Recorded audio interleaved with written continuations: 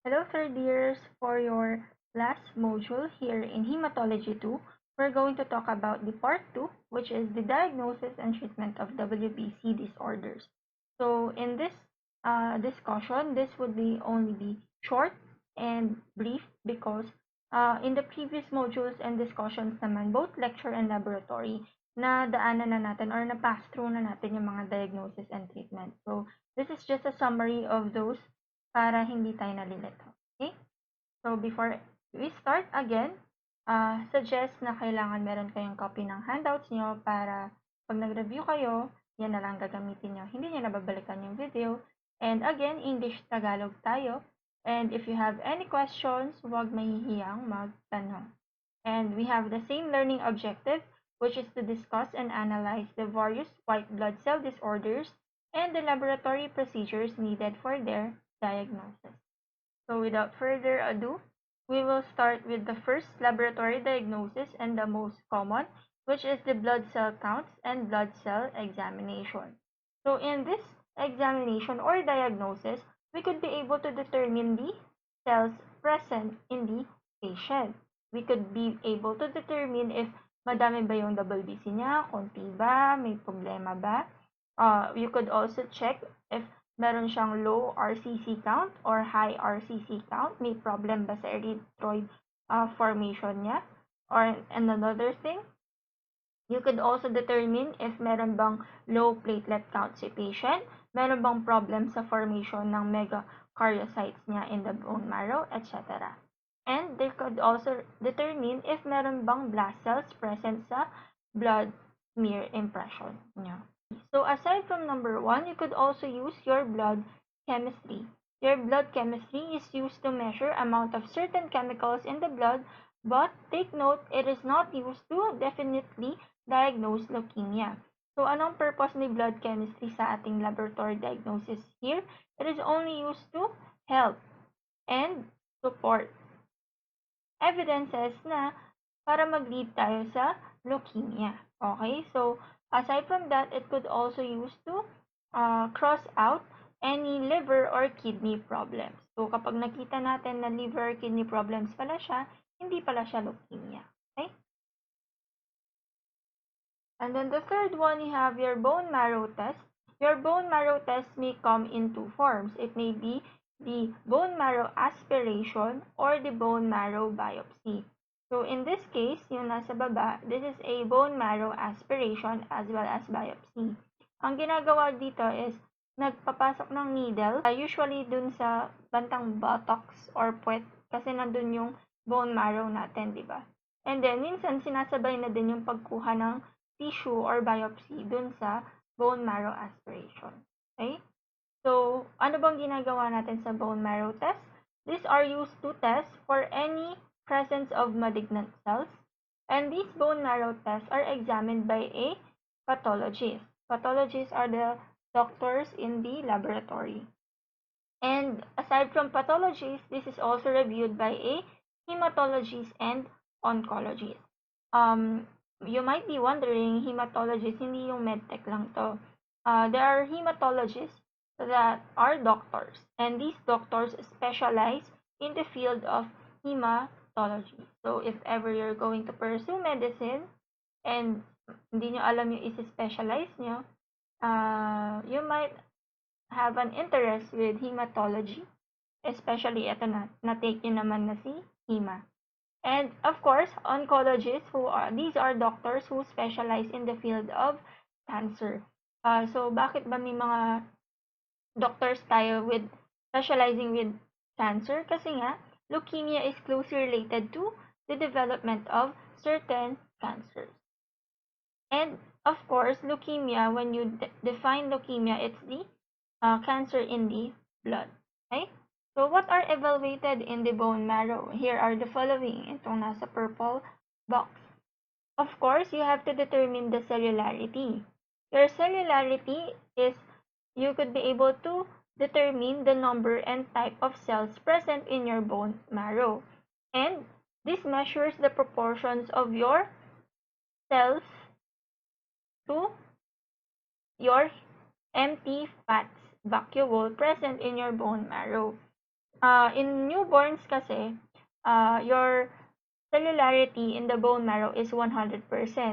Meaning kapanganak niyo pa lang, newborn pa lang kayo, ang laman ng bone marrow niyo is purely cells. Okay? But as you grow old and as we grow old as adults, nagdi-diminish yung number of cells and nag-i-increase yung number of fats. So, the proportion between your cells and fats is indirectly proportional. So, as you grow old, bumababa yung number of cells and then yung fat, dumadami siya. Okay?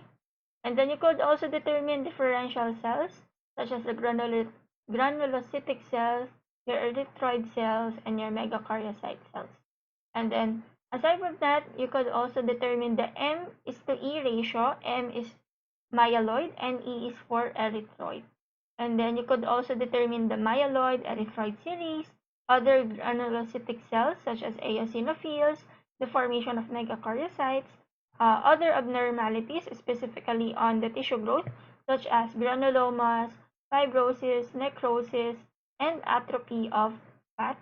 You could also check the hemosiderin content, other abnormalities, and any changes present in your bone marrow. So in your bone marrow test, you should have a count of 300 to 500 cells. Now, yung 300 to 500 cells na yon, i-differential count nyo siya with the use of the following cells. So sila, nakalista sila sa table. And kailangan, within the 300 to 500 cells na na-count nyo, kailangan pasok sila sa normal range na present dito sa right side nyo. Once pasok sila lahat sa differential count or normal range ng differential count nyo, that means that the patient has a normal bone marrow, which is found on your upper right in the screens.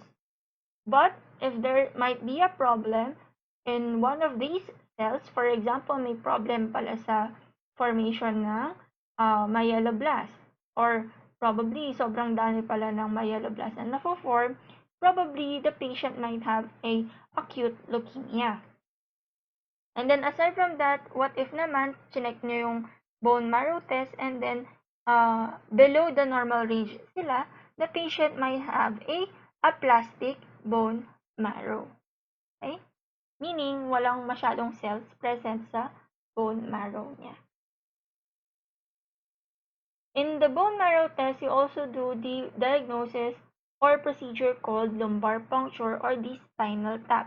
So, aside sa pagkuha ng bone marrow aspiration in the sa buttock, pwede din gamitin yung small amount of fluid that surrounds your brain and spinal cord to test for any cancer cells present. So, in this case, ang ginagawa, needle is inserted between your third and fourth lumbar vertebrae at the back to extract a sample of fluid. Okay? So, medyo masakit to and medyo invasive. Number 5 and 6 are closely related because these are both producing pictures inside our body. For number 5, you have your imaging studies. This is specifically the X-ray. So, it does not only specify on the chest X-ray but also the bone scan for any changes na pwede siyang related sa leukemia. And then another thing, you have your ultrasound, wherein it uses sound waves to produce images of the internal organs. And it's used to distinguish a solid from fluid-filled masses and shows whether your organs such as kidneys, liver, or spleen have been affected by your leukemia.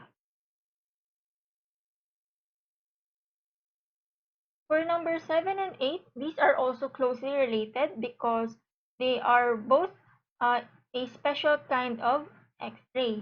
So for your number 7, it's your CT scan. CT stands for computed tomography.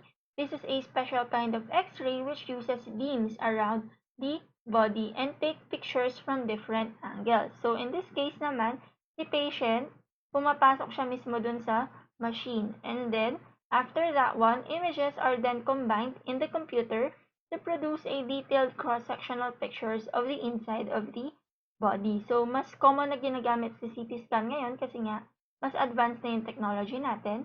And then, For MRI or magnetic resonance imaging uses powerful magnets and radio waves to produce computer-generated pictures of the internal organs. The pictures produced in MRI are similar to the CT scan but are much more detailed. And MRI, mas common siyang ginagamit when the leukemia is involved around the brain. So we're done with the diagnosis. Let's go now to the treatment for WBC disorders. As mentioned in the previous modules and discussions in the lecture and laboratory, very few lang ang treatment sa WBC disorders, and usually, ang ginagawa lang in the end is the management of the disease itself. Okay? But since we're in the more advanced technology these days, so the most common treatment that is used for leukemia is number one, your chemotherapy. Your chemotherapy uses drugs to kill cancer cells. Your chemotherapy is more likely used these days compared to dati sa panahon way back before, which is the radiation therapy. In chemotherapy, guys, ang ginagawa is the patient goes to the hospital and then uh,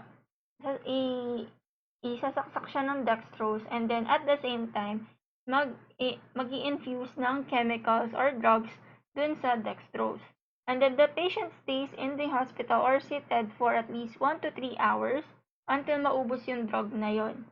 And then after that, if the patient is still movable or kaya pa naman niyang makatayo and makauwi, the patient could go home. And then the next session, babalik na lang siya and then the cycle repeats itself. Usually, chemotherapy lasts for 1 to 3 sessions depende sa severity ng leukemia ni patient. And the good thing about chemotherapy is it only kills the cancer cells itself. Okay? So, yung normal cells, hindi niya na-affect. Okay? And that's the downside in the number 2, which is the radiation therapy. Sa radiation therapy naman, guys, it uses high energy rays. So, in this case, anong ginagawa ni patient? Si patient, papasok siya ng isang room, and then, magsistay siya doon for 1 to 2 hours nang naka-expose siya sa radiation.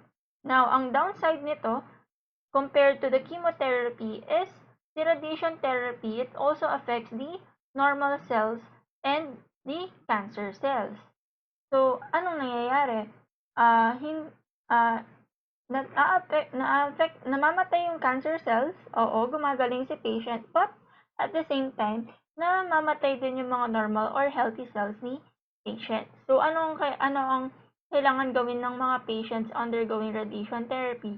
Kailangan maging super healthy sila. Kasi kailangan mag-boost ng normal cells. Kasi lagi silang nag-radiation therapy.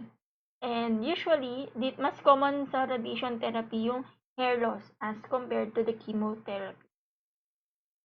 And then number 3, you have your bone marrow transplantation. This is the stem cell therapy. So, ang gagawin, maghahanap ng donor for the bone marrow. This is a much better treatment for leukemia, but ano ang downside naman ni bone marrow transplantation is mahirap makahanap ng perfect match dun sa patient nyo.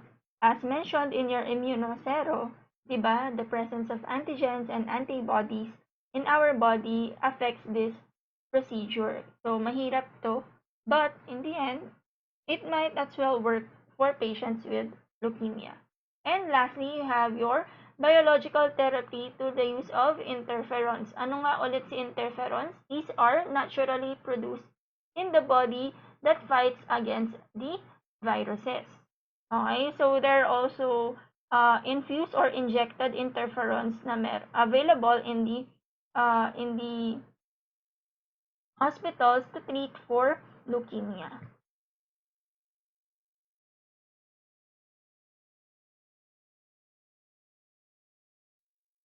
Hello again, third years. For your last topic here in Hematology 2, we're going to talk about the cytochemistry used in detecting your WBC disorders. So what is leukocyte chemistry? Your leukocyte chemistry is the study of chemical elements found in the cells, both enzymatic and non-enzymatic.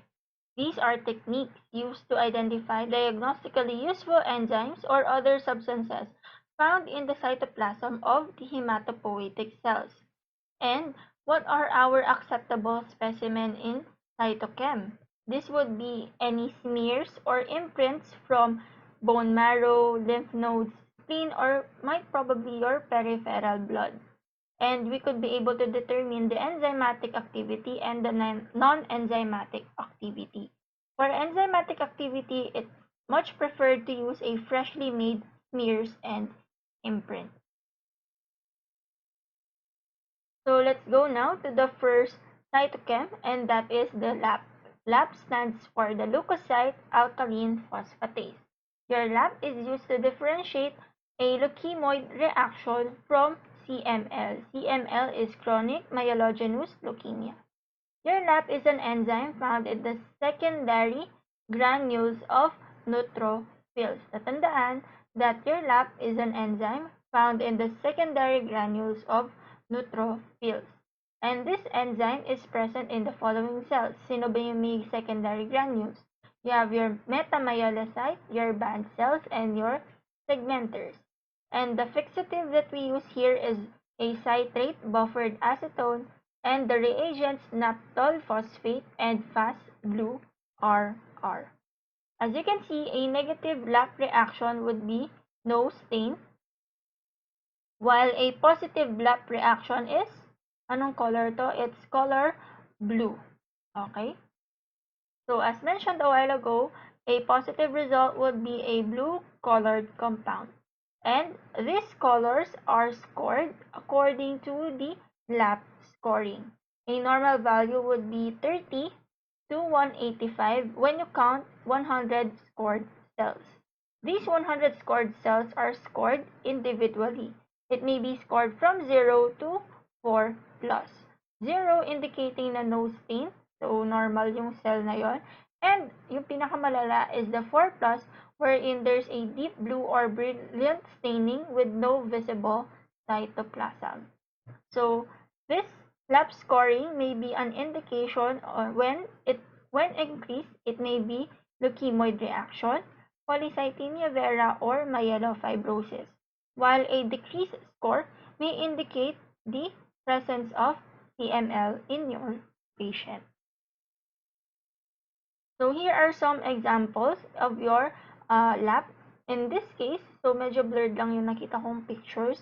This one is scored as 2 plus kasi medyo may nakikita pa kayong cytoplasm. While your other picture is scored as 3 plus kasi ang nakikita, medyo blurred na yung nucleus nyo. And surrounded na yung cytoplasm nyo ng blue-colored compound. And this one, as you can see, as compared to the previous slide, ito, sobrang stained na siya with color blue. And definitely, these are scored as 4 plus. Next, we go now to the second stain, which is the myeloperoxidase stain or MPO. Your MPO is used to differentiate the following leukemia, your AML, AMML, and your ALL. The AML, the acute myelogenous leukemia, positive siya sa MPO, as well as your acute myelomonocytic leukemia. Ang negative kay myeloperoxidase stain is ALL.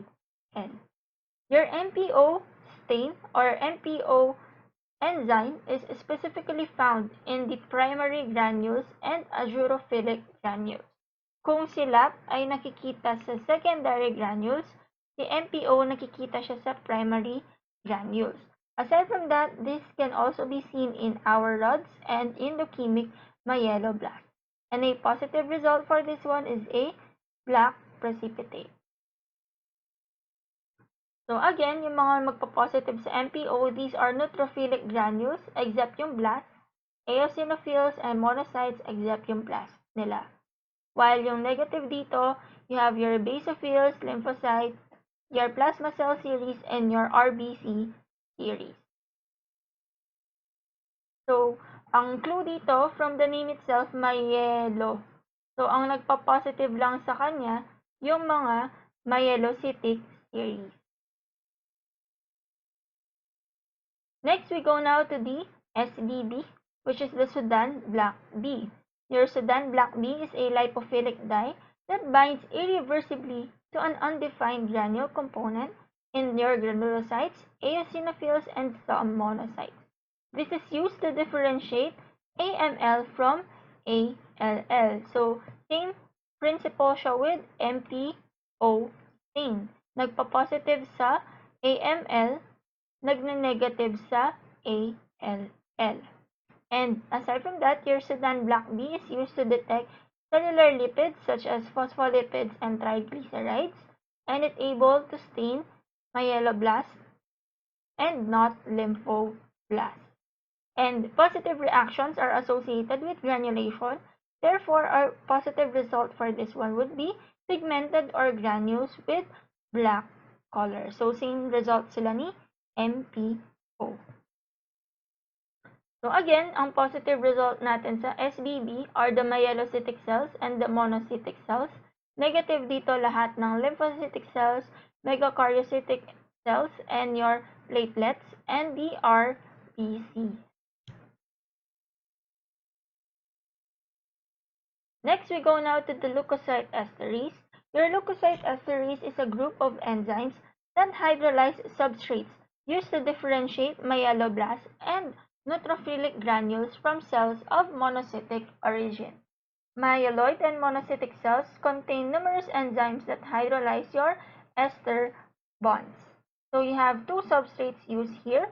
For the non-specific esterase, we use alpha-naptyl acetate esterase and the alpha-naptyl butyrate esterase. So, in-underline ko yung keywords dito. And ang positive sa mga non-specific esterase are the monocytic cells. Ang color nila is light pink or orange to red or brownish. Itong shade na to. Example is this one on your upper right in the screens. So this is a positive reaction in the presence of patient with acute monocytic leukemia. While ang magne-negative naman sa non-specific esterase are neutrophils, eosinophils, basophils, platelets, and take note that your sodium fluoride inhibits the esterase activity of monocytes. While for the specific esterase, ang ginagamit nating substrate is the naphthol chloroacetate esterase. Ang nagpo-positive kay specific esterase are the myeloblasts and the promyelocytes, while negative dito si monocytic and lymphoid cells. Next cytochemical stain is your periodic acid shift or PAS, which specifically oxidizes 1,2-glycol groups to produce a stable dialdehydes. These dialdehydes produce a red color reaction when exposed to your Schiff's reagent. And in the histopathology, if you could recall, ang purpose ni periodic acid shift is to indicate the presence of mucoproteins, glycoproteins, and other high molecular weight carbohydrates. In hematology, it is used to differentiate myeloblastic and monoblastic leukemia from lymphoblastic leukemia. So, positive results for periodic acid shifts are your neutrophils, your immature and mature platelets, your nucleated RBCs found in FAB, M6, or your erythroid leukemia, and there are also varied results here, either minsan positive, minsan negative. While the negative results for periodic acid shift are the erythrocytes, myeloblasts, and your monoblasts. So an example of a periodic acid shift in your blood smear here, you could see a lymphoblast showing block and coarse granular PAS staining. So ito, yan, meron siyang purplish, parang pinkish color. Usually, nagva-vary yung shade. So medyo, ang shade natin nagre-range from red to pinkish to purple. And another example here on the right side, you could see that there are pink dots or purple dots present in your cells. Next cytochemical stain is your tartrate-resistant acid phosphatase. This is again an enzymatic activity or enzyme found in your cells. This is useful for the confirmation of the diagnosis of your T-cell ALL and your hairy cell leukemia. ALL is your acute lymphocytic leukemia. In hairy cell leukemia, the majority of leukemic cells react equally positively in the presence and absence of your tartaric acid. A positive result would be a red color mixture of granular and diffuse positivity. When you say diffuse positivity, nakaipon lang sila sa isang side. Okay? So, in this case, itong diffuse positivity, you could see it in patients with T-cell acute lymphoblastic leukemia. While yung for hairy cell leukemia, yung parang hairy part ng cells or yung hairy part ng hairy cells, yun yung nagpo-positive with your acid phosphatase stain. So again, positive lahat dito, lahat ng granulocytes. Variable might be monocytes, eosinophils, platelets, and then in the bone marrow, positive C, megakaryocytes, C plasma cells, and your macrophages. And your last cytochemical stain is your NBT, which stands for your NITROBLUE TETRAZOLIUM. This is used to detect any metabolic defects of your neutrophils, and it also used to differentiate any bacterial from non-bacterial infections. And it's a screening test for CGD. CGD stands for chronic granulomatous disease. So ano bang principle ni NBT? Your neutrophils have an enzymatic activity, right? And it fights against your bacteria. A normal neutrophil would have an increased enzyme activity. So kapag may increased enzyme activity si neutrophil, that reagent turns to blue. Okay? So, baligtad yung principle dito sa NBT. Yung nagkakaroon ng color reaction, siya yung normal. While in patients with CGD, there's no change in the NBT once you add it. So, for example, in this picture below, ito yung blood smear niya or PBS stain yung nasa left side. And then, after nyo nilagyan ng NBT stain, anong nangyari? There are blue-black deposits present in your neutrophils. So, this means na yung neutrophils ng patient na to, meron siyang increased enzyme activity. Therefore, normal yung neutrophils niya. Normal na nagpo-function kasi nagre-release siya ng enzyme activity. But in patient with CGD, after adding your NBT stain, same pa rin siya. Wala siyang blue-black deposits. So, in this case, in this example given on your screens, this patient has no CGD. Okay? So, in summary of your cytochemical stains, I only summarize yung mga po pwede nating i-summarize. For MYELOPEROXIDASE, positive siya with myeloblast, lymphoblast negative. The specific esterase, positive siya with myeloblast, negative with lymphoblast. Same with SUDAN Black B, positive with myeloblast, negative with lymphoblast. Per iodic acid shift, sa myeloblast variable, but in lymphoblast, this has the block positivity, yung namumuo lang siya sa isang gilid. While your acid phosphatase, negative in myeloblast, while positive in T lymphoblast. My references for this one are Turgeon, Rodak, and Bain. And these are all found in the internet. So, madali lang sila. So, this ends your module number 7 and your discussion for Hematology 2. I hope you learned a lot in this semester and good luck on your final exams. Thank you!